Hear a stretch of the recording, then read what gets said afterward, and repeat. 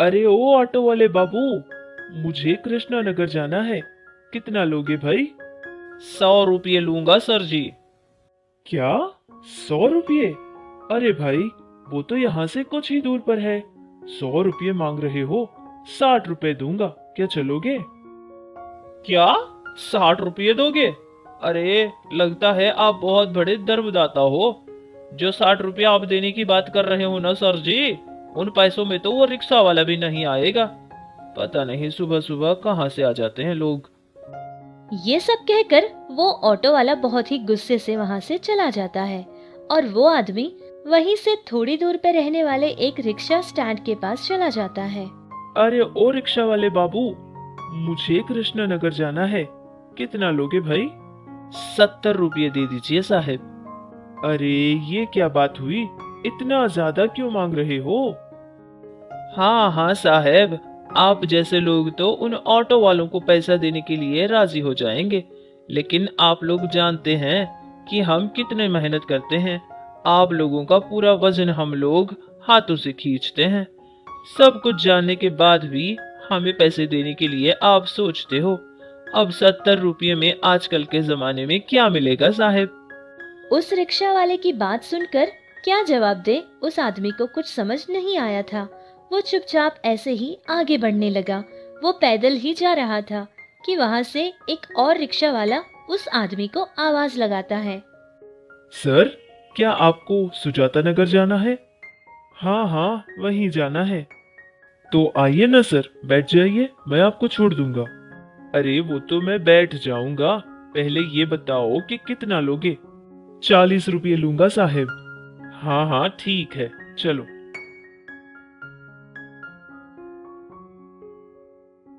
अच्छा मुझे ये बताओ कि तुमने इतना कम पैसा क्यों मांगा था मुझसे?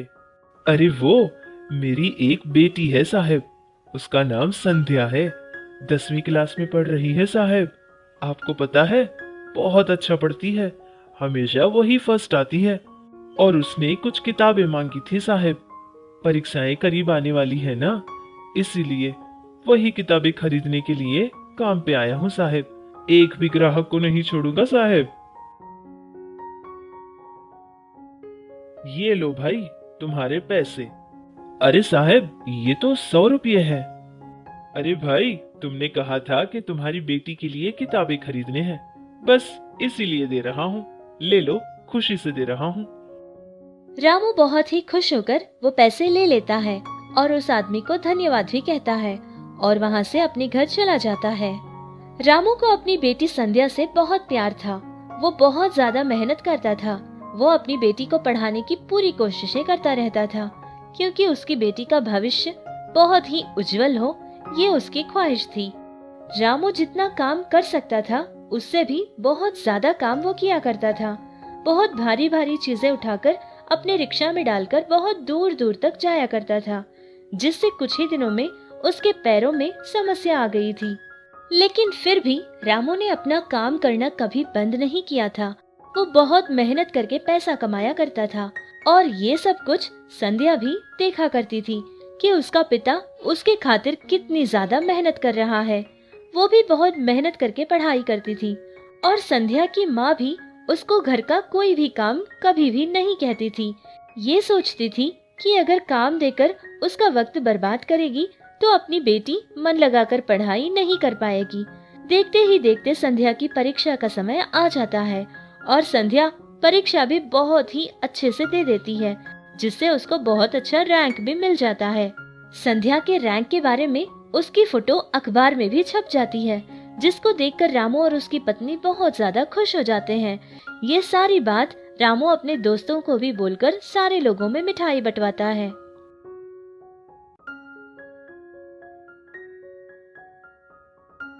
संध्या बेटी, तुझे देखकर आज इस पिता को बहुत गर्व हुआ है बेटी।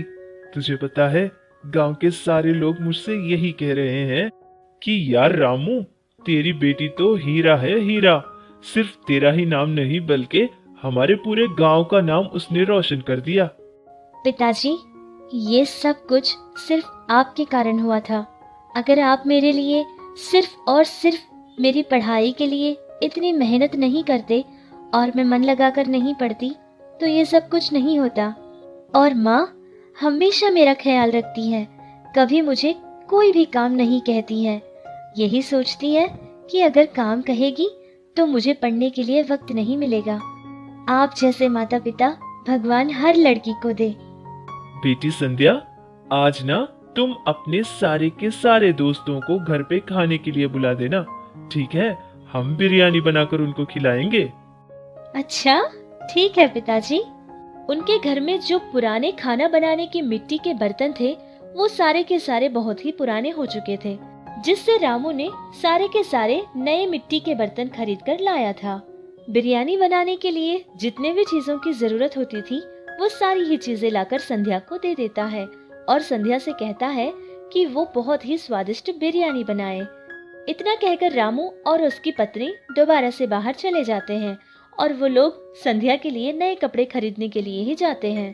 अब संध्या सारे मिट्टी के बर्तन धोकर साफ कर रही थी कि अचानक एक मिट्टी का बर्तन उसके हाथ से छूट जाता है और वो नीचे गिर के टूट जाता है, जिसको देखकर संध्या बहुत परेशान हो जाती है।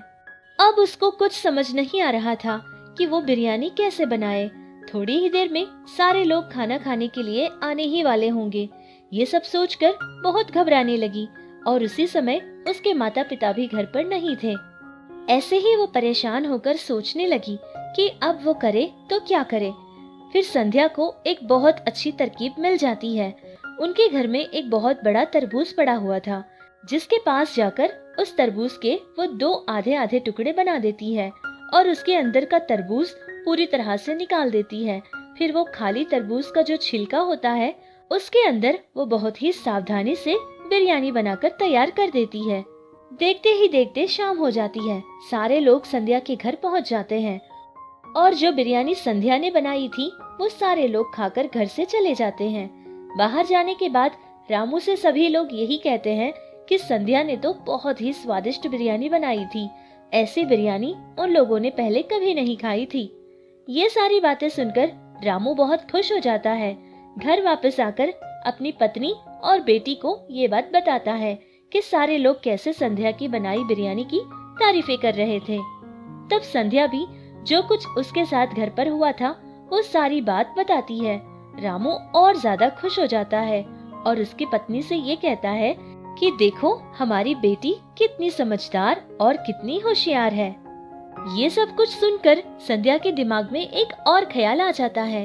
वो सोचती है कि अगर ऐसे ही तरबूज के अंदर बिरयानी बनाकर बेची जाए तो कैसा रहेगा। उसके पिता को ज्यादा मेहनत करने की भी जरूरत नहीं पड़ेगी।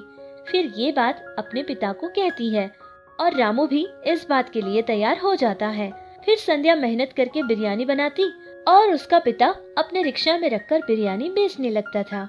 ये सब कुछ देखकर सारे लोग बहुत ही खुशी खुशी रामू के पास आकर बिरयानी खरीदने लगे।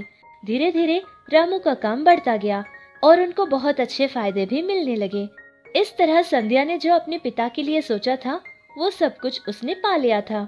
उसका घर और उसका परिवार अब खुशी खुशी जीने लगा।